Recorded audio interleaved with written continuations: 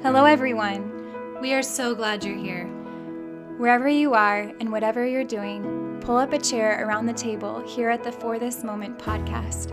My name is Laura Matthews. And I'm Megan Sternhagen. We're two sisters and Regnum Christi women with a desire to share the beauty of the stories of God's kingdom in the lives of women throughout the world.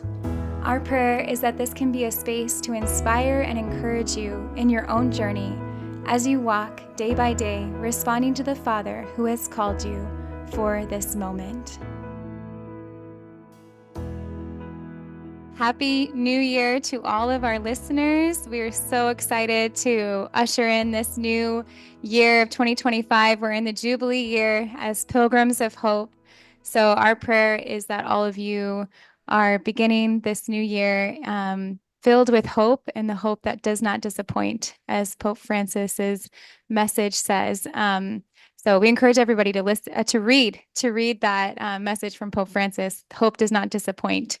So welcome to 2025, and welcome to this new episode. Megan, how are you doing?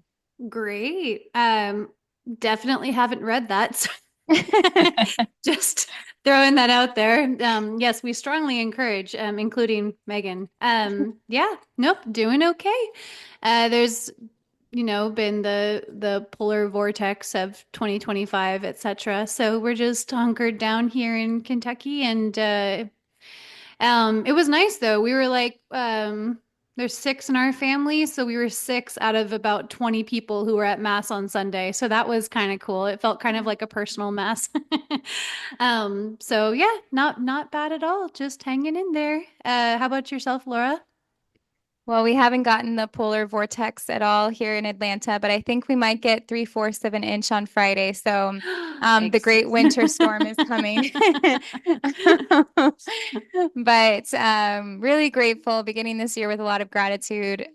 We drove back from Houston, Texas, through Louisiana, Mississippi, Alabama, into Georgia with some of the consecrated, because we gathered 72 consecrated gathered for our annual encounter with Nancy Norden, our general director, and it was just a beautiful moment to share everything that's happening in God's kingdom. And I said it felt like maybe how the 72 disciples got together after being out in mission and just swapping stories of the kingdom. So a huge grace, and love seeing all of my sisters. We were together for, I think, 3 or 4 days, and it's never enough time to catch up with everyone.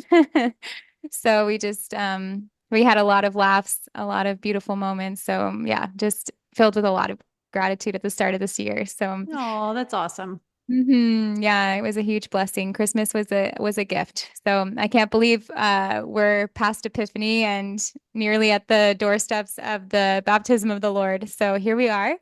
And we have a very special guest on today. So this is fun. The first time that all three speakers here on this podcast are related by blood. So we are Da-da-da. so happy to welcome our mom, Beth Matthews, onto the For This Moment podcast. Welcome, Mom. Thank you. Thank you for having me. Yeah, it's fun. It literally feels like we're just having a girls' call. So hmm Yeah. yeah. So on that note, Mom, if we are just having a girls' call and we're just, sitting around the table, the question, what would you be serving? Oh, wow. It's such a beautiful question. I absolutely love it. To me, a roast is like the smell Mm, of a home, like roast with roasted vegetables and fresh, crispy bread and all that. But if it were just my girls around the table and it'd be a glass of wine, crispy bread, homemade bread, and cheeses and fruit, and just more to just sit and talk. Although the yeah. smell of Mm-hmm. roast is home, just being around the table. And Laura and I have had moments where it's like, well, we just need a little more cheese because we have more bread. And then it's like, well, we just need a little more wine because we have a little bit more bread and cheese. And so It's a vicious circle. it Yes, because cannot then be you're good you're like, sometimes. oh But dear, now I have more cheese, so I need more bread, but now I have more bread, so I need more wine, but now I have more wine, so I need more cheese. And yeah, it could go on forever. you can tell we've done this before. Yes, Yes. yes, it's Yes. beautiful. hmm So it's a huge gift to have Mom on the podcast today, because as we promised our listeners back in the episode we had with Emily Roman, that we would send out our Advent by Candlelight. My mom came down to Atlanta and we had an Advent by Candlelight talk. So at the end of this episode, we're going to attach that talk. So we're excited to have everybody listen to that. But we really wanted to interview Mom and get to know a little more her journey of finding Regnum Christi and what that has meant to her. So Mom, would you like to start us off on kind of painting the picture a little bit of your life, of where you met Jesus, and maybe how the seeds of your relationship with him that culminated in finding Regnum Christi began in your life? Yeah, I would love to, Laura. My my journey actually starts with my birth, and every year I'm reminded that in our world today, I really would not be born. Um, I Mm, was the third child in 2 years that my mom gave birth to. Um, and that was, and she and my dad just wanted children. They loved children, but that I was allowed to be born and to live and to be part of a very large family. And my parents just showered us with love, not much money, but lots of love. So every year I'm reminded what a blessing it was that I was given life. mm, Um, and I really hold that through the year. And on my birthday, I always take roses to my mother, and she can't remember why I'm there with roses, but um, it's still such a gift to be able to do that with her. I was raised with every night on our knees praying the rosary. We prayed for the poor people in Peru, which is where my uncle was a missionary, the war in Vietnam, and the poor souls in purgatory. And I just assumed all poor people lived in Peru, all wars are fought in Vietnam, and poor souls go to purgatory. But I have so many fond memories of being on my knees praying the rosary. My dad was a former seminarian, had a great devotion to the rosary, and both my parents were raised Catholic and raised us Catholic. So, but I was born during the 60s, and it was a time of confusion. And so, really wasn't taught my faith that much, even though I did, I did watch the movies of Saint Bernadette and the Children of Fatima every year because we had to wait till it came on. We mm, couldn't just pop in a movie. We had to wait till it came on once a year. And that was always oh gosh, I just wanted to be like Saint Bernadette and Lucia. I just thought that mm, they were like so beautiful and I just wanted to be like them. But then it was another year till I got to see that again. Um, Mhm. and I dreamed of going to Lourdes. So I went to Catholic schools. My parents did everything that good Catholic parents did. And I mean, I was a normal teenager, cheerleader, both in grade school and high school. Lots of friends, just living my life. But I can remember one time, I've always been drawn to the church, to being in the actual church and being near the Blessed Sacrament. And I can remember being right near the altar during the final doxology, right before the Amen. And I was playing my guitar for the Mass, but at that moment we were not playing. And I was on my knees. And I just can remember this feeling of the greatest joy I've ever experienced. And like at that moment, it makes me cry. I mm, knew that this was God. mhm, Mhm. I knew that it was God. And um, but I never remember in my life not loving Christ, not mm, loving Jesus. I don't remember a time when I didn't, though I'm sure it matured over time. It's just that my parents, that was always such a big part of our life. So Mhm. there wasn't really a time where I came to meet Jesus. Um, then later on, I was invited by my uncle who was a missionary in Peru, to come to Peru, South America.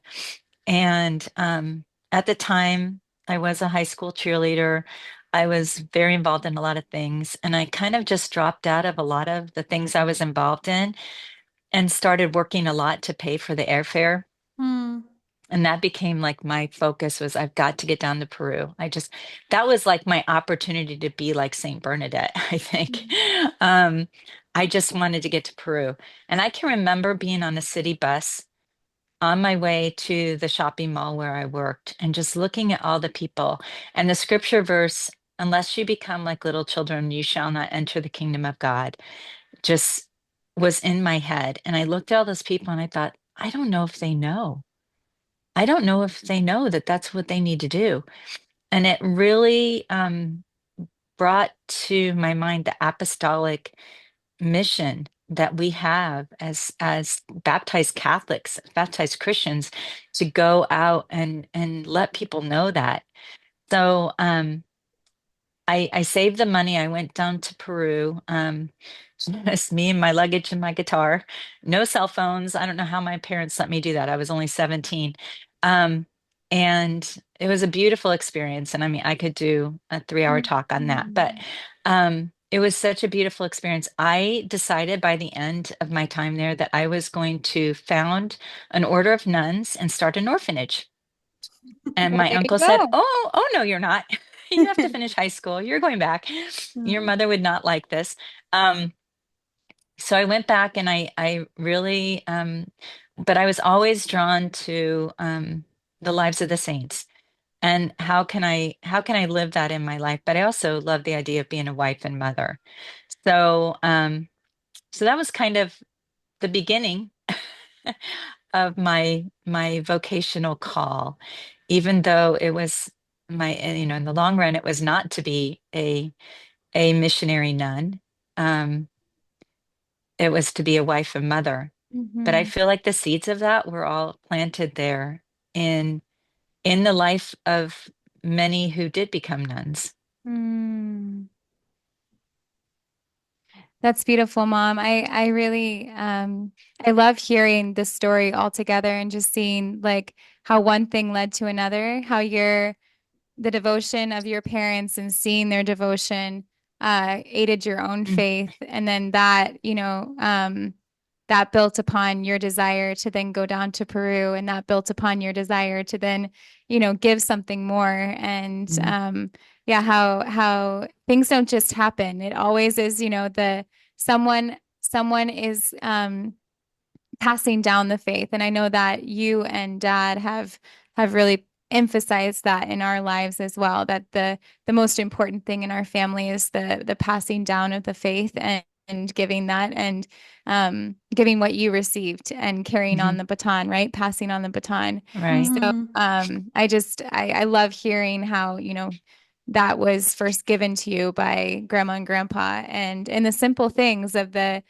praying for the poor in Peru, the poor souls in purgatory, and the what was The the The war last war thing? in in Oh, the war in Vietnam. Vietnam. Vietnam. Yeah. Hmm. Yeah, the war in Yeah. Vietnam, and how those things are etched in our minds, right? And looking right now at Megan that has young children, and we got to see them before the podcast started recording, and you see that they see everything, they watch everything, they observe Hmm. everything, Mhm. and how those seeds were planted in your life by someone, by your parents, and by your uncle, Father John, who was there to tend to that in your young faith. So Hmm. Mhm. yeah. I was listening to the story, which I mean, of course, we've heard, a few times growing up. And I was thinking of how you were so influenced by the movies of the Fatima and of Lourdes of Saint Bernadette and Sister Lucia. And I was thinking of like, just imagining you being like, I want that. I want to be them. I want to love the way that they loved. I want to serve Christ the way that they served Christ. And then, of course, the influence of going down to work with Father John and just being like, yep, this is it. I'm going to start my orphanage and off I go. And the what came to mind is how sanctity. I'm not quite sure how to say that word at the moment. Sanctity. Yes. Got That it. it, how it looks different depending on, you know, the time period you're born in, the state of life you're called to, the, the, the, the mission that you're called to specifically.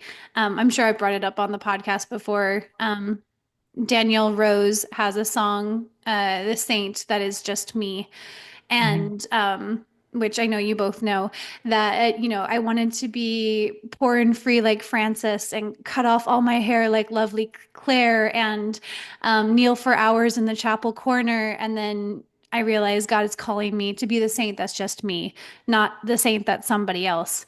And I think that's so beautiful because depending on, we have this, like Laura was saying, we have this huge, um, we have saints from the thousands of years that we can look to and learn from and imitate and get strength and hope and courage from.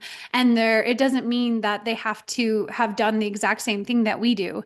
You can get as much strength and encouragement of reading about a desert father as you can reading about, Maximilian Kolbe in the concentration camps, as you can reading about Saint Therese in her convent, as you can reading about Saint Therese's mother. Actually, there's a Mhm. quote of hers going around, which I just love. Um, just because it's just, super relatable. She says, "Oh, well, that's the day so far, and it's only still noon. If this continues, I will be dead by evening." An actual quote of an actual saint. And I'm just like, oh, yes, she also had that feeling of like, okay, it's only noon and I'm probably going to be dead by tonight, but okay, here we go. So anyway, that's just a few thoughts of mine of just like how beautiful it is that throughout all time of our church and all the walks of life, you can glean inspiration and knowledge from all those different people and have a completely different mission from them. Mhm. Mhm. And although you did not start an orphanage, we were a sizable bunch, so I'm sure. I'm not saying that we were mistaken for an orphanage, but I'm sure it was not totally normal for people to see, I know you were asked all the time, like, are these all yours? Mhm. So Oh, yes. anyway. Oh, yes.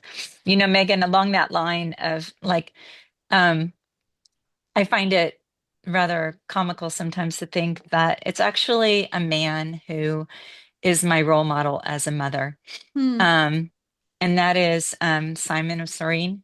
Mhm. Um, you know, he was a pilgrim there, like from Africa, and just happened to be standing there with his two children when he was called to carry a cross, Hmm. the Yep. carry, the cross of Christ. And that changed his life. He was closer physically to Christ in his passion than anyone else. Our Lady was, of course, closer to Christ, but physically, Simon was the closest. Hmm. And he didn't even know what he was getting into. He just was told, this is what you're doing, Mhm. and had to leave his children, Mhm. and I think it was Rufus and Alexander.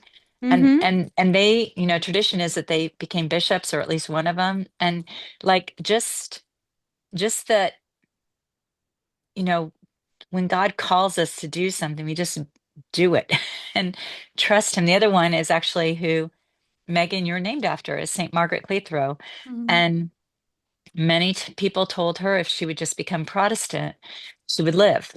And, because she would allow her home to be used during the time of the persecution of the church in England, she would let her home be used to educate people and for the priest to come there and have mass.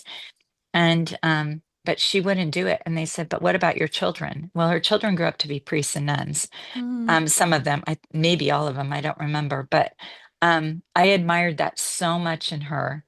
And then eventually, Saint or Blessed Maria Tiagi from Italy, who that's a whole nother story, but just these beautiful role models Hmm. of Hmm. being able to be a wife and a mother, living totally for Christ, with our children and our husbands. And Mhm. I think that that is something, a beautiful gift that, I mean, there's no mention of Simon of Cyrene having a wife, um, but he's still a role model for me. So we Mhm. are role models for each other as Catholics without worrying about, is it the exact same Right. vocation or life choice or season of life, whatever it is, just that choosing Christ is Mhm. the role model. Um, so I love that. I think that's a beautiful segue, Mom, into our next question, which is, I think it will kind of lead into like your discovery of Regnum Christi and Mhm. your because you've had many apostolates over the years, so we can't say like when did you first, but could you kind of go into how Regnum Christi became a part of your life, what stood out to you, and then how you kind of felt like Christ was kind of preparing you for that your Mhm. whole life almost like that it was what you were supposed to be, what you were supposed to find out eventually. Yeah. Well, it kind of started out with me in a priest's office at our parish getting angry. Um, and I say that only because I was asked to give a talk at our youth group for a confirmation retreat. So I was going to speak in front of like 40 teenagers on the incarnation. And I went to this priest and I said, Father, I don't get this. Why did Jesus have to die on the cross? And I said, he was God. He could have found another way. And this whole thing about Jesus suffering makes no sense to me. He could have done it anyway. He was God. I mean, he could just, boom, make us all saved. Why did he have to go through a bloody death? Mm-hmm. To have someone say to me, Jesus had to be born so that you could go to heaven, or Jesus had to be born and die on the cross to save you, it doesn't make sense when he's an omnipotent God. And Father pulled out a Baltimore catechism and showed me pictures that I'd never seen before and taught me about the incarnation and used words I'd never heard before because we were not really catechized in the 60s and 70s. We had a lot of social issues that were taught to us, and we were loved by the priests and the nuns and our parents. But catechism was not really a big part of our formation. Mm-hmm. And I was angry, not at anyone. I was like, where has this been? I'm a visual thinker. So seeing those pictures, it all made sense that God had to, and that's a whole long story too, but that he had to die on the cross for us.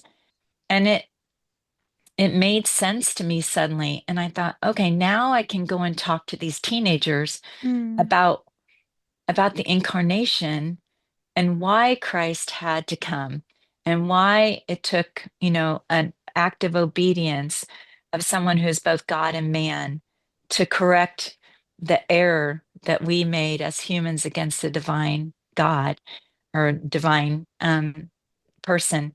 And it just exploded in me a desire to let other people know this. And I was already a youth minister at the time. My husband and I had, yeah, I think 4 kids at the time, and I just wanted to find more ways to help other people. And I'd been going to daily mass since I was in high school, and I found that at our parish after daily mass, we would go downstairs and have a cup of coffee with the priest, and some of the moms would go down and talk. And over time, we realized that some of these moms didn't have anyone that they could talk to about their children or being pregnant. Um, it was during a time in the 80s and 90s where really it was irresponsible to have children. And a Mm. lot of these women, like, what would my mom say if she knew I was pregnant again? And they were in it was we live in a very transient area. So there were people moving in from out of town, didn't know anyone, were lonely, frightened, just kind of didn't know who to talk to. And so one of the moms, or one of the women down there, she was a mom too, but she said, Beth, why don't you go into this other room and visit with them while I watch the kids? And I said, oh, okay, well, we can do that. And one of the priests would take my son Patrick, who was autistic, and he would take Patrick into his office and hold him while I was in with the women. And it eventually turned into a women's group called Mothers for Children. And it was just about supporting and accompanying other women in this journey of having children, and just really being there for them. And then I started the whole thing about like working with the high school kids, and I saw that they were getting ready to have a confirmation retreat, and they were trying to learn all these facts about their Catholic faith, and they didn't know it and they didn't understand it. And I thought, okay, my little children need to learn this because I don't even know all this stuff about the faith. And so I started a apologetics group at the church for, it was called Kaifa, and it was for kids to come over after school and just have this like, I was trying to recreate a Steubenville experience. If for anyone who's ever been to Steubenville for a youth conference, we used to take the kids there, the high schoolers there, and everybody was just on fire for the faith. When they left there, Hmm. it was like, oh, we love being Catholic. This is awesome. So I'm like, okay, we got to start this when they're in grade school so Mhm. that they don't lose their love for the faith and then have to find it again. Let's just keep them on fire. So I started that. And then I met the Legionaries of Christ, and um, I found out about the consecrated women. And so at one point, I got in touch with them and I told them about this group that I was starting and that I needed their help. And they said, yes, Mrs. Matthews, we can come and help you. They showed up late. I was like, okay, we don't do late. Okay. We get these kids for an hour and a half, and then they didn't have anywhere to go for dinner. So I'm like, okay, well, you're coming to my house. So I pulled out leftovers. They took the kids and were playing all over the place. And then they said, Mrs. Matthews, can you tell us where the closest gas station is? We didn't have all the Google stuff back then. And I said, oh, you don't have gas? And they said, well, we drove here straight from Steubenville, Ohio, which is about 6 or 7 hours to get to my house on their way to Chicago. Oh, did I feel bad about being upset that they were late? And then I called a friend and I said, oh, could you please come over and go get the gas for them because my husband was gone, and he went and filled their gas tank for them, and just realizing they were just like having a great time playing hide and seek in our closets with the kids. Um, Not worried. And then I found out about ECYD, um, and I was like, wait a minute. I was running a Bible study, an adult Bible study, a mother's support group, and this after school apologetics for kids. And I was inventing a lot of it as I went along. And I found out about Regnum Christi and ECYD and Familia. And I said, oh my gosh, I am sitting here trying to reinvent a wheel, and someone just pulled up in a Porsche. Mhm. All I need to do is put gas in. I was so excited to have such a beautiful, beautiful community of people all on fire for the faith. And we could just plug in Yeah. and bring it to the parish. We had a beautiful parish. It wasn't that the parish was bad, it was just I was trying to reinvent stuff that was already happening. And so those were things that just like moved me forward. And it was so beautiful as I discovered all these soldiers for Christ, on fire and willing to drive from Steubenville, Ohio on their way to Chicago and stop and help me with the kids. That was amazing. Mhm. I love hearing the story and just how how the Lord like gave you the gift of finding Regnum Christi and like answered the desires in your heart because your desire was to set the world on fire, just like you were experiencing in Steubenville. And it was like, he met you there. He met you there in your desire and gave you, like you always say, the Porsche. I love that. Yeah. And all you had to do was put gas in it. Yep. So you've been putting gas in the Porsche for how many years now, Mom? Let's see. Oh, how old is Bridget? Um, Bridget, uh, 27, I think. about 27 years. Yeah, I think she's 27. Okay. yeah. Okay. She'll correct So us. yes, Um, she'll correct I love us. that I'm the only one who But took a stab at that. yeah, yes. I Uh, So was pregnant with Bridget when I incorporated into Regnum Christi in St. Louis. beautiful, Yeah. beautiful.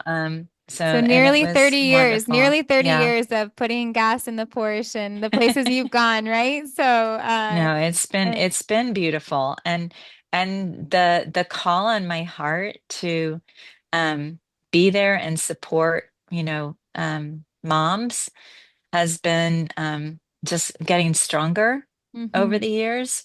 And now it's so beautiful having my own daughters, having children and being there for them. So it's a Yeah, as blessing. as we know that the title of the podcast is For This Moment. Mom mhm, helped to name it, so you know it very well. But we always talk about how, it's a beautiful um, practice to go back and to see the narration of your life and where God was writing the story and preparing you for such a time as this. So, could you share with our listeners how, that desire to help and support young moms, to give them formation to pass on to their children, which came from you watching your own mom and dad Hmm. passing on the faith to you, how that has prepared you for a very specific apostolate that they have in the Indianapolis section, which is the mornings of reflection for moms and for Yeah, yeah, families. yeah. Well, one of the things with my father that I didn't mention is that when he was in the military, he would go to Lourdes and help push the wheelchairs um, for the sick on his leave. mhm, And I always admired that. And I thought, well, I'll never get to go there. That's not something that I will be able ever to do. And I tell you, if you join the Regnum Christi, you see the world. I've been to Lourdes twice now, Mhm. which has just been amazing. But just seeing what my father did and seeing other people doing it just brought me to tears. And so bringing that on to my children and passing that down has been just such an incredible blessing. And with the Regnum Christi, also just that desire to form the children and form their parents and help these young families, and then also some older, individuals who maybe just are alone and need accompaniment. Some people just need someone to say, "I gotcha," Mhm. I know what you're talking about. Or I've been there, or I'll walk with you. I haven't been there, but I'm going to walk with you. And so God prepared me for that too through, I worked hospice work. I've done a doula, a birth doula. And through that, God has shown me so much about the power of accompanying other Mhm. women. And so the Regnum Christi has given me over the past like 20 years, over 20 years now, an opportunity at our Regnum Christi Family Center to accompany other mothers. One morning a month, we have a half day retreat and it's open. So it's not only for Regnum Christi members. And I love that because there have been moms that come there and you just don't know the burdens they're carrying. And to get to go to confession, to get to have mass, to be in the presence of other moms who are trying to grow in holiness. And if I can hold one of their babies for a minute so they can go to confession, or get them a cup of coffee while they're listening to a talk, just to be there for them and serve them. Um, is it exhausting? A lot of times get home from those and just physically, totally drained, Mhm. emotionally and spiritually fulfilled. Mhm. Um, so it has just been, I feel like it is one of the greatest gifts that God has given me is the opportunity to serve um, as an apostle to those who often aren't seen. Yeah. And that's a lot of times it's the moms who are in their home taking care of their kids day in and day out and just need to know that they're not alone. So it's beautiful that it was something that came on my heart long ago when I only had a few children. Um, I think I had four at the time. Um, Brendan was a newborn when I started the Mothers for Children, which I think is still going on. I think it's still part of the parish. And then now, being able to, for the past 20 or so years, being a part of this mornings of reflection. And then, it doesn't end there though. I've been able to, I was approached by one of our Regnum Christi section women who said, well, your house is central to a bunch of moms who all want to have encounters. So can we meet at your house? And Mm-hmm. it was like, wow, so I don't even have to travel. All the moms and kids come here and I can serve in my own home. And I just thought, wow, that is such a blessing to be able to, yeah, to open these doors that God gave us anyway. It's not my home, it's His and bring these moms in and their children to grow closer to Christ. So that just happened this year. It's like, okay, God, this is what you've prepared me for, then this is what I'm going to do. So I'm ready for whatever he brings next because I know that he will prepare me and he will be beside me and give me Yes. everything I need. Yeah, as you say, a house of love has elastic walls. Yeah. So there's always more space at mom's house and one more pillow, one more plate, right? So Right. he's given you a beautiful heart of hospitality and you've been able to use that to serve others and to welcome them at the table of the kingdom, and going out and just, open wide the doors so that more and more people can experience that love. And that Right. I really just want to highlight too the word that you said, accompaniment, which is, I think, is so much a part of our charism as Regnum Christi members is to accompany people, to walk with people, to journey with them. It's very um, common and normal for us as Regnum Christi members to talk about spiritual direction and to have spiritual direction in our life or mentoring or, just support. And I think it's a huge gift that we can give to others is this accompaniment that we've received. And it's just like, it's again that desire that you had as a young mom in your heart just to go sit and visit, as that the lady told you, why don't you just go in and sit and visit with those young moms? Um, Yeah. it's like you went in and sat and visited and have never stopped since, just to, in a certain sense, you have had an orphanage that you have opened in your Yeah. heart and in your life for many people who have felt lonely or unseen, um, Mhm. or motherless, so I think that desire you had as a 16-year-old girl in Peru, the Lord has fulfilled, with the heart that He's given you. So, Yeah. I have to um, give a quick shout out too. I was only in my 20s when I started the Mothers for Children, but it wasn't just me. I actually had another woman come and say that she would help watch the children, and her name was Bridget. And Mhm. Bridget is still there at every morning of reflection.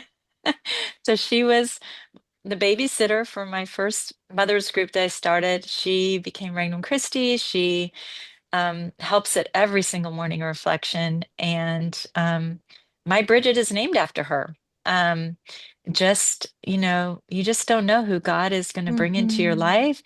And, it is not just a one man show. It is our beautiful body of Christ all working mhm, together. some more behind the scenes, some more in the front, Mhm. but just all of us soldiers for Christ. Amen. Yep. Amen. Yeah. Well, I just want to give thanks for this conversation with you, Mom, and for our listeners, you can continue to listen after this conversation is over to the Advent by Candlelight to hear more stories and more of how the Lord has worked in the life of our mom, Beth Matthews. But I just have a lot of gratitude for the gift that he's given me of you as a role model in my life. And I just I you say that House of Love has elastic walls, and it reminds me of the Bible passage that I feel convicted to live by now, as here in our consecrated community of um, Isaiah 54 of stretching wide the tent and to Mhm. make it bigger for just to have a heart that's big enough to welcome and to make space. Because yeah, we live in a world where we can get very comfortable, and just say like, this is my life, my little uh everything's in order and everything. So to have that challenge always in my life of remaining open and remaining elastic and ready to receive. So Mhm. just yeah, full of gratitude for the gift that he's given me. And gratitude, and at the same time, this um I guess desire to pass it on and to continue to much that's been given, much is expected. I always Mhm. tremble when I read that Bible passage because Mhm. what I have received is um packed down and flowing over, so I think just a prayer in my own heart just to continue to give all that I've received so gratuitously. Yeah, mic drop. There you go. Whatever Laura said, just me too. Yes. Can't, Yeah. yeah, I can't really add to that. I mean, that just, yeah, it's very, very, very Yes. well expressed. I feel much of the same way. Hmm. And you live that, Megan, Yeah. as a young mom with all those beautiful children, even if they're sick, and Yes. probably you're aware of one little one that needs you. So, so yeah, thank And I you for. know you two probably know the prayer that is, well, the scripture verse that Dad and I live by. Um, we call it giving it the old one too. That Mhm. it's James chapter 1, verse 2. Count it all Count it all joy. joy. Hmm. Count it all joy when you meet various Hmm. trials, because there are going to be trials. And if we can have joy in that, just that contentment and knowing that God has us, that we can trust in Him. Um, that's what joy is that peace. And I have the prayer of Pope Clement. I I want what you want the way you want it, because you want it, for as long as you want it. And that has helped me so much, along with the prayer of Saint Ignatius. Um, Take, Lord, receive all my Hmm. liberty, my memory, my understanding, my entire will. So those two have helped me through before I was even a mother. So um, those are the prayers that I want to offer, like Mm. with as I breathe. Yeah. Hmm. Um, just make it my every breath. Take, Lord, receive. Mm. Yeah. Oh, Oh, well, thank you so much, Mom, for coming on the podcast and sharing a little bit. As we all know, you could give a series of talks on any number of the things that you talked about, or we're laughing because we were told, what was it, 23 minutes or 22 minutes for our Advent by Candlelight, and we were yes. joking that the women were going to end up getting a weekend retreat or something like that because yes, there's a lot of beauty to be shared and a lot of beauty to be had. So we did our best to. It's almost like a joke to interview Mom because there's so much that there are so many avenues we could go down. But thank you for sharing the bits of wisdom that you've been able to share with us tonight. And we just hope that if there's a young mom listening to this, or someone who feels alone, or um, just needed encouragement, just know you have a place at the table in the kingdom. And And, the Lord is ready to open wide the doors for you to enter into the banquet feast, which is what heaven is. And yeah, we just pray that in your own life you may experience this heaven on earth, which is hearts and homes open to receive. So God bless you, my listeners. Hello, everyone. It's a huge blessing and grace to be here tonight. I'm so moved. It's my first Advent by Candlelight. And I'm so moved by the beauty of all of the tables and how beautifully you've prepared a place for each one of the women at your table. And I just thought to myself, if these women prepare a place so beautifully for their friends at the table, imagine how they're preparing their hearts for Jesus this Advent. So thank you for your testimony, and I'm just really moved and grateful to be able to be here tonight and to be here alongside my mom.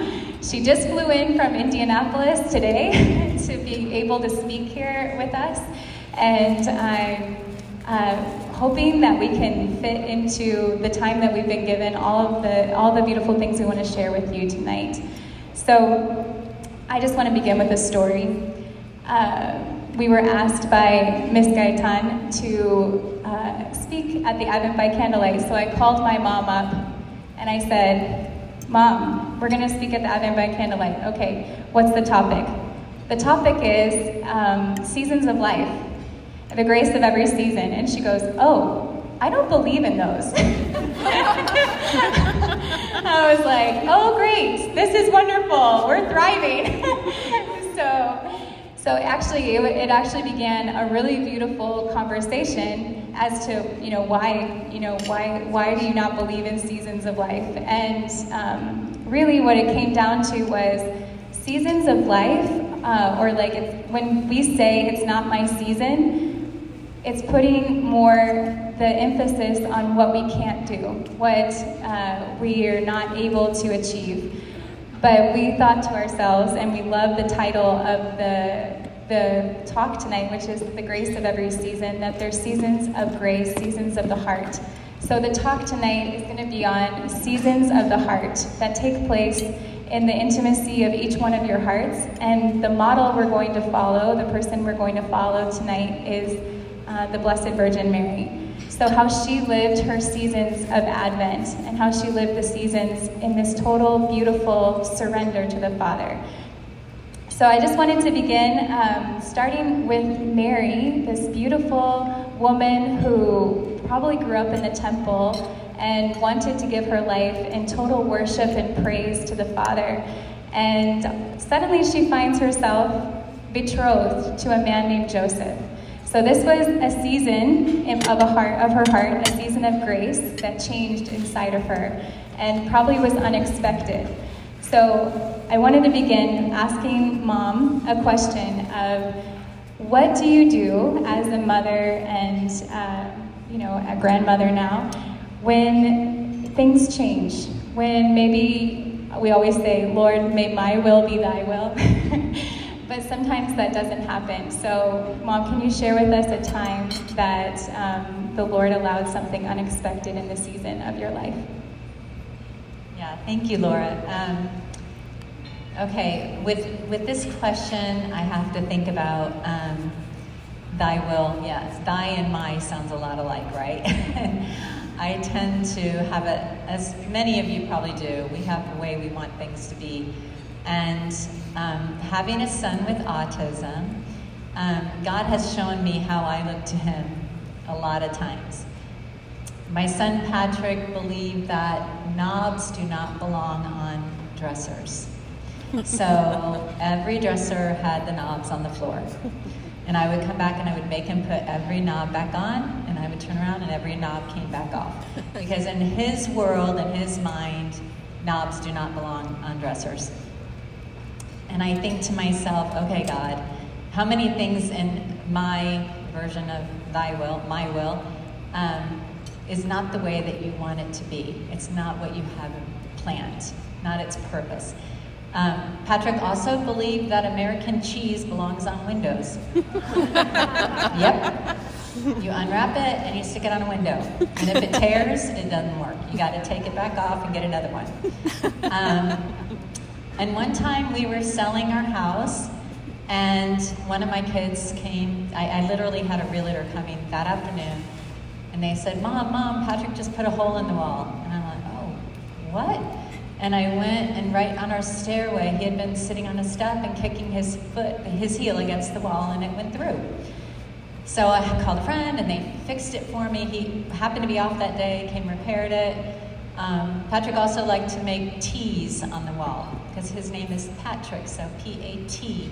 So he would take pens and engrave a T into the wall, or a knife, or anything he could get his hands on. And my husband's job, because he already had a job in another town we were moving to, he would come home on the weekends and repair all the T's and repaint. And the house actually sold to someone who came when they weren't repaired, and that was what she loved about the house, was all the T's. And she said they were Jesus crosses. So you just don't know what it is that God has in store. And when Laura was only 10 and my son Sean was 11, I had 8 children, including a newborn. So my season of life was postpartum. She was just born. I had 8 children. I had laundry everywhere. I had Patrick, jumping off the counters. I had a lot going on. And they came home from ECYD with little flyers that said, "We're going to Rome." And I said, "Oh, no, you're not." "Yeah, Mom, just look at these permission slips." And I said, "I don't have time." "It's only $500. That does not include airfare, my kids. No way. That you're not going. I didn't even have time to look at their flyers. Fast forward, and I was putting 30 kids on planes to Rome. And it was God moved my heart out of that I'm stuck in postpartum to, oh my gosh, this is amazing. That's where Laura, I got to touch the hand of John Paul II. And that's where she got her seeds of her vocation planted very firmly in that moment. Sean went on to become a legionary seminarian.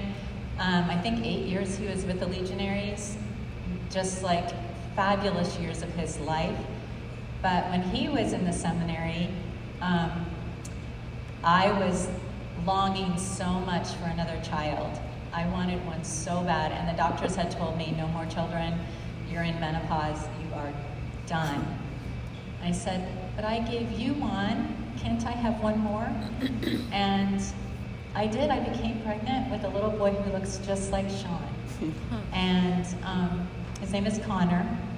And Connor gets called Sean all the time, which he says is cool.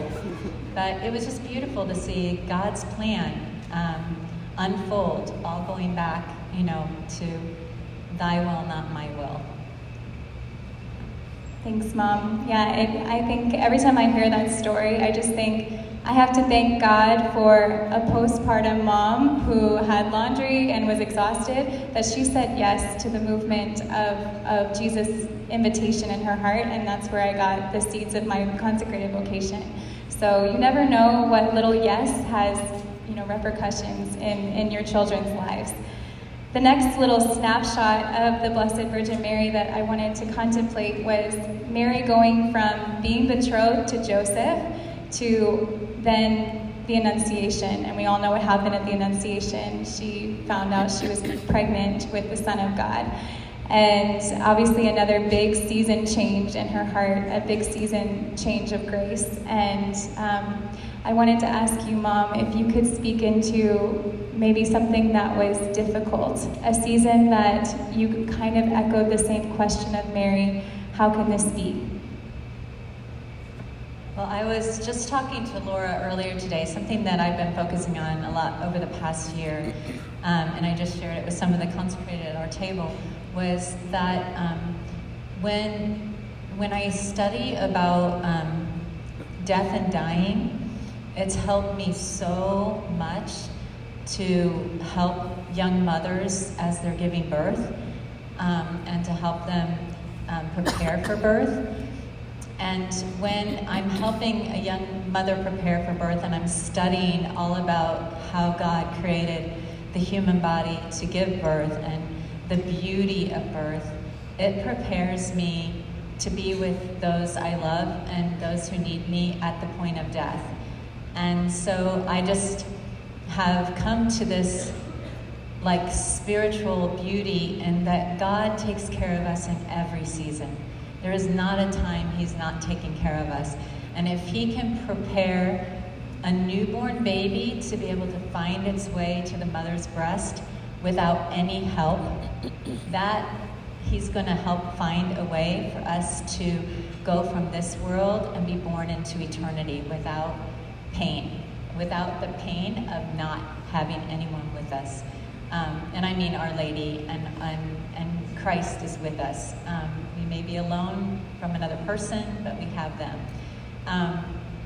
So there was a season that I called the best of all Christmas, the worst of all Christmas. If you can picture this, I was 7 months pregnant. I always struggled with my pregnancies, even though I have 12 children. The last 2 months I could not walk. And my father was dying of cancer. And so I had to fly out to California to be with him as a hospice nurse. That was something I could do for my mother. So I was beside him as a hospice nurse. My son Patrick had just been diagnosed with autism. He was 2. My grandmother had just passed away, and that was very hard. And also I had a very dear friend who was only 19, and if a room could light up with a young woman's smile, she did it. Her name was Maria. It still makes me cry. She was killed in a car accident, and all of those things happened within 2 months' time. That Christmas was the most beautiful Christmas I've ever had, because we had no money, so it did not look like Norman Rockwell Christmas. All my kids were throwing up. They all had the stomach flu, and I was supposed to be giving birth any minute. It was the most beautiful Christmas because man shall live forevermore because of Christmas Day. That Christmas carol, that because of Christmas Day, my dad, Maria, my grandmother, and one day my son Patrick would all be in heaven. And nothing could take away my joy. And then years later, we were in a season of life. I was the mother of the bride. The wedding is in 2 weeks. My husband had taken off for Paris. He knows where to go when that's happening. He had left for Paris. And I was at a pool with Patrick, and he was going through a really bad time with some medications. And he kicked me in the leg. And he was very upset over something, long story. And I could hardly walk. I called my son to come pick me up, and then I got a text that my mother-in-law was dying. Jumped in the car with my son. I said, we've got to get to Southern Indiana. It's a 3-hour drive. We drove down there. I was beside her as she was taking her last breath. As a hospice nurse, I knew exactly when she was to take her last breath. I grabbed her children and got them close to her, and she passed away. And as they all left the room, I just sat there with her, and I thought about her birth, and I thought about her life, and I thought about the beauty of her being born into eternity.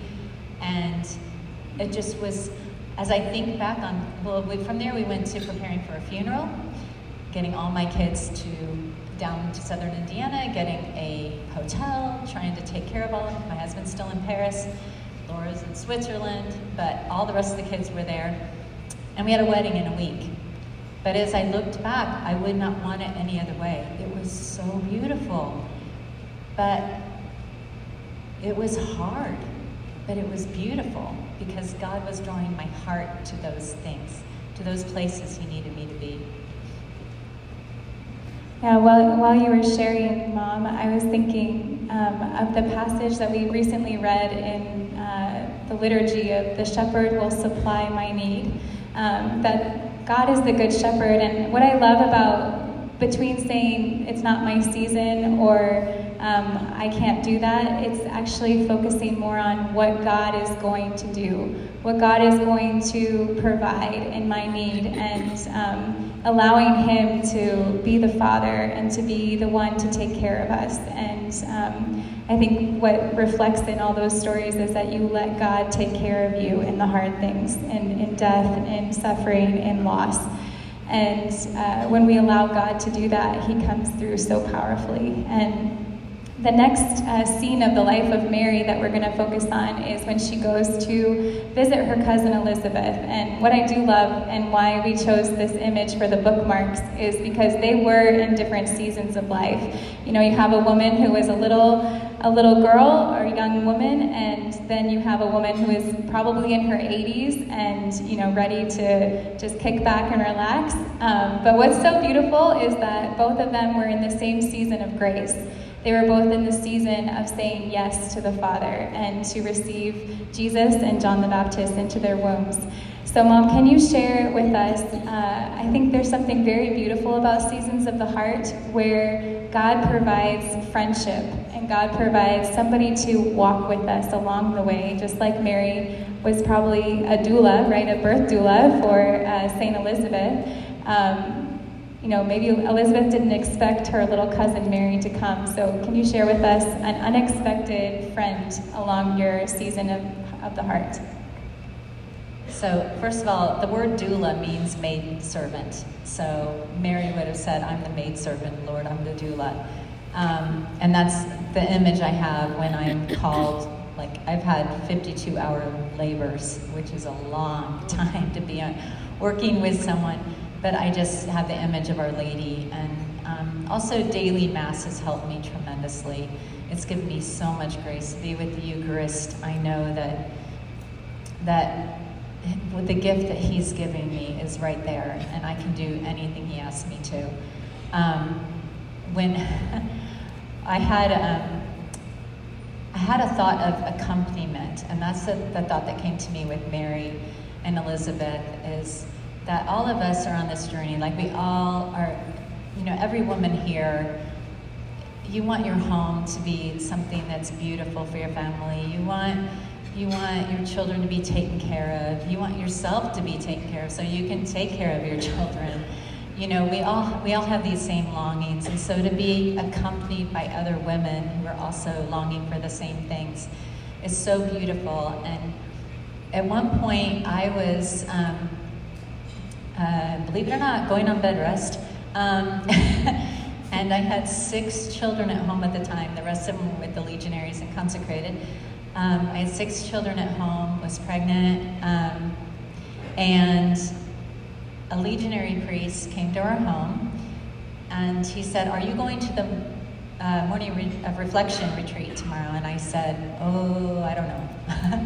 I'm not sure I'm going to go. I think I'm going to go. And he goes, well, I have a woman who needs to go, and here, I'll call her real quick. And he called her, and he handed me the phone, and she was unsure about going, and I was unsure about having to be responsible for picking another person up at a parking lot and transporting her when I didn't even know I would feel up to it. You know, I was really going into the stage of nesting.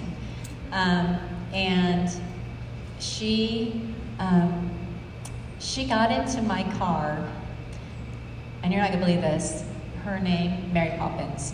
100%. 100% Mary Poppins. And her husband was Bert. No, before we got out of the parking lot, she knew all my kids' names and they all loved her. She was there from another town, moving into a new house, taking on a job as a school nurse, but wouldn't be starting for another semester. She's addicted to children, and her children were in college. God sent me Mary Poppins as I was going on bed rest. She came to my house, took my kids to the orthodontist, took my kids to any appointments they had, baked cookies with them. I didn't get to see my kids all day. They wouldn't come to my room like they used to. They all wanted to just stay down there with her. And it was just such an incredible gift to have somebody to accompany me. She was, you know, a little older than I was, and she had so much joy in being with my children. I think about what I would have missed out in if I had closed off and said, no, I shouldn't have to go to this event, and I should not have to pick someone up. Thank God that this wonderful priest was in my home and was not afraid to share with me what God was calling me to.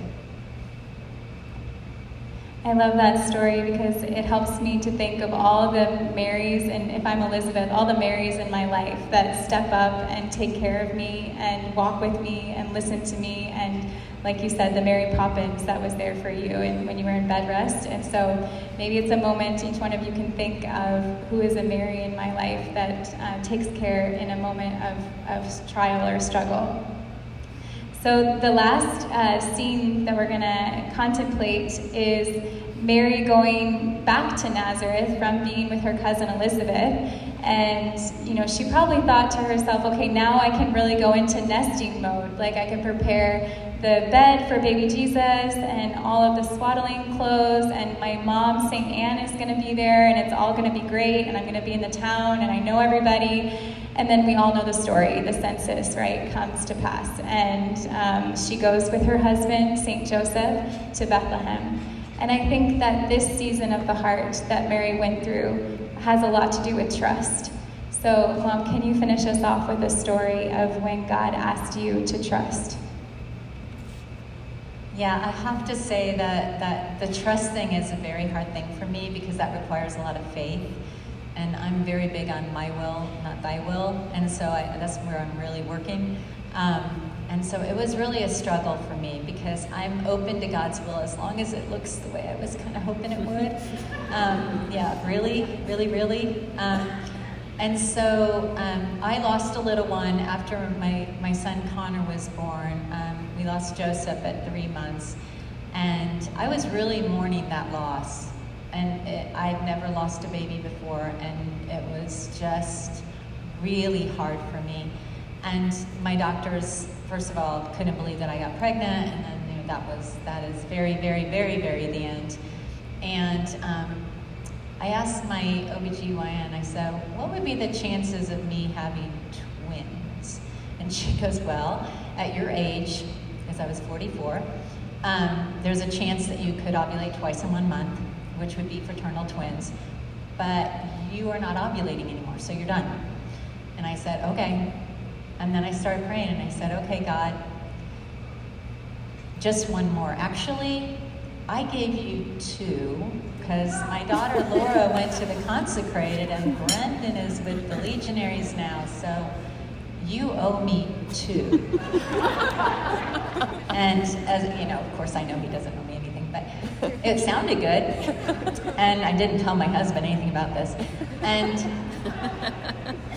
fast forward a few months later, I had a migraine, and I can't take my migraine medication without taking a pregnancy test. And guess what? I was pregnant. And my OBGYN was on vacation, so this other OBGYN, because I was having a lot of pain in my side, he sent me to have HCG levels drawn, and they like quadrupled. And he goes, you're having twins. And I said, what? And he goes, yeah, you're having twins. And so then he sent me in for an ultrasound. And they said, 1 amniotic sac, no heartbeat. And he goes, yeah, you're having twins, they're identicals. And he goes, it's just too early. So I went back a week later, and we had 2 heartbeats, 1 amniotic sac. And he looked like he was going to fall out of his chair. He was like, oh my gosh, how are we going to do this? You know, because the risk is so high at my age, and then, you know, twin-to-twin transfusion, and the chances of you surviving this and them surviving it. And he just read me the right act, like all the things that are going to go wrong. And I was okay until friends started telling me that you are such a good mother, that's why God gave you 2 more children. And I was like, oh no, I am not. And I'm not holy. They say, oh, you're so holy. No. When he finds this out, what's he gonna do? I mean, I literally started to spiral, and I thought, okay, I pray 1 rosary a day, if I do 3, if I do, what do I have to do? And then I stopped praying because I thought, if I don't think about God, he won't think about me. He won't realize that I'm carrying those twins and I'm not holy. And then let's just keep this all under, you know, keep it all underneath. And then I had a very holy priest tell me, you need to pray about this because he kind of helped me through this. You got it wrong. And it has nothing to do with your holiness. And I said, okay, Father, okay. And I went to adoration, and God clearly said these words to me. He said, you do not deserve these twins. They are a pure gift of my love from all eternity, and I may have to take them back to myself. And with that, the weight of the world was off my shoulders. It no longer depended on what I did. I had to trust that they were 100% in his hands. And they are now 18 years old and 6'3" and, thriving. Yeah, working at Chick-fil-A. It's their pleasure. And they studied with the legionaries, and they are still discerning God's vocation for them. And but that whole trust, I had to trust, and just the weight of the world went away when he told me I don't deserve them. And to this day, I do not deserve any of my children. None of us do. It's pure gift of God's love and part of his plan. And trusting in his plan, I know that was something that Our Lady had to do. I have to do a plug for my mom's books. If you go over to table 50, there's only 4 books left, but she has 2 books called Precious Treasure and A Place for Me that she wrote about my brother Patrick, who's severely autistic. But it's really for anybody that is going through a trial or a struggle. And what's so beautiful is the book is full of seasons of the heart and seasons of grace in which she said yes to corresponding graces and invitations of God. So I highly recommend it. Really a beautiful read, and helpful to bring it down to reality into your own life as well. So this last image of Our Lady, I wanted to leave with all of you. So we know very well that Advent ends when she goes into Bethlehem, and there's no room for her. And she's 9 months pregnant, ready to give birth, and there's no place. And she ends up giving birth to the Lord in a cave. We say the stable, and we have all these romantic images of what a stable probably was. And I went to the Holy Land, and they showed us what a cave would look like, of a place where they would keep the animals. And it was a very dark, dingy place, and that's where the Lord was born. And you can think again that Our Lady had to say, okay, Lord, not my will, but thy be done, and let it be done unto me, because I know that you are God, you are Father, you are here. So the last question we have is really a reflection question for the tables. The question that I just invite you all to share with the women at your table is there a situation where you felt God moved your heart with grace during a season of your heart and of your life? Maybe your story will bless one of the women at your table. So just like Mom shared some of the stories that she could just share from her life experiences as a mother and a nurse and a grandmother. Just maybe thinking of a story of where God showed up in a big way in a season of pain or a time that you had to trust, and how he broke through with so much grace. And I just wanted to end with a quote that I actually found this morning. I was praying, and I found a quote by Carol Houselander, who is a British spiritual author from the early 20th century. And I just loved how she put together this contemplation of how Jesus was so dependent on Mary, and in the end, how dependent we are on God. It goes, by his own will, Christ was dependent on Mary during Advent. He was absolutely helpless. He could go nowhere but where she chose to take him. He could not speak. Her breathing was his breath, his heartbeat in the beating of her heart. In the seasons of our Advent, waking, working, eating, sleeping, being, each breath is the breathing of Christ into the world. Dear sisters, I just pray that this talk blessed you to find the breathing of God, the breath of God in your life, and where he may be moving in moments and seasons of grace. And I just pray that each one of you can correspond to that grace to be filled with the fullness of God. God bless you.